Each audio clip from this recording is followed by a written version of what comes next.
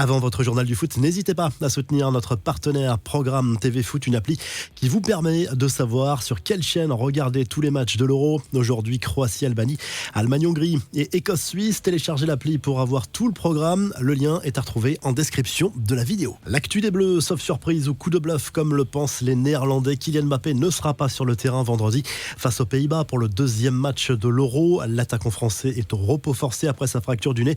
Didier Deschamps cherche la meilleure option en attaque. Olivier Giroud tient la corde pour débuter. Il y a aussi l'option Barcola ou les deux en fonction de la stratégie adoptée. Thuram a perdu des points contre l'Autriche. Kolo Muani a fait plutôt une bonne entrée. Il reste à trouver la bonne formule.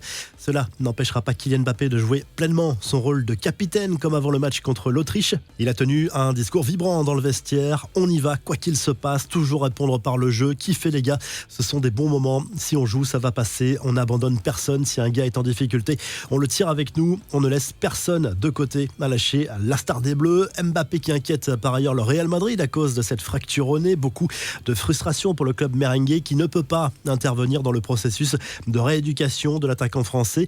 D'abord parce que d'un point de vue légal, il est sous contrat avec le PSG jusqu'au 30 juin. Et quoi qu'il arrive, c'est le staff des Bleus qui a la main. Celui du Real ne pourrait jouer qu'un rôle consultatif.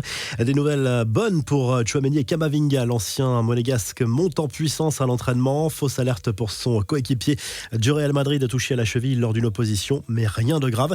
Sur les pelouses de l'Euro, le Portugal a eu chaud, mais s'est imposé de justesse face à la République tchèque, 2-1. L'image la plus commentée sur les réseaux, c'est ce chambrage de Cristiano Ronaldo adressé au gardien tchèque au moment du deuxième but portugais.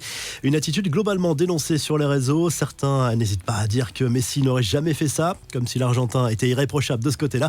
Autre image plus sombre et que l'on n'aime pas voir dans les stades, quelques minutes avant le coup d'envoi entre la Turquie et la Géorgie, des bagarres ont éclaté entre des supporters des deux camps. La police allemande a dû intervenir. Les infos du mercato, Ravica Kvaratskhelia zappe les questions sur son futur. L'attaquant géorgien est l'une des priorités du PSG pour cet été. Lui botte en touche au moment d'évoquer son futur en expliquant qu'il est concentré sur l'Euro, mais on peut penser qu'il aurait été plus clair s'il voulait rester à Naples. C'est peut-être une bonne nouvelle pour le club parisien.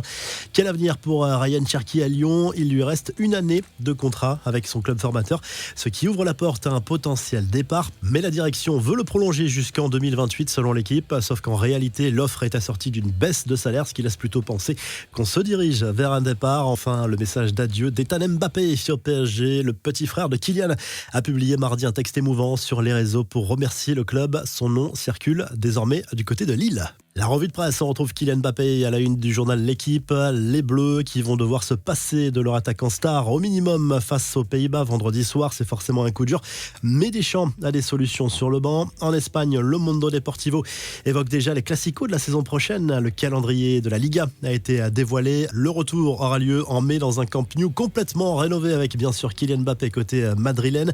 L'aller est prévu à Bernabéu le 27 octobre et au Portugal, Abola revient sur le succès à l'arraché des partenaires de Cristiano Ronaldo contre la République tchèque. Longtemps menés, les Portugais se sont imposés dans le temps additionnel grâce à un but de Conceição en 2-1 pour le Portugal. L'homme du match, c'est le Parisien Vitinha. Si le journal du foot t'a plu, n'oublie pas de liker et de t'abonner et on se retrouve très vite pour un nouveau journal du foot.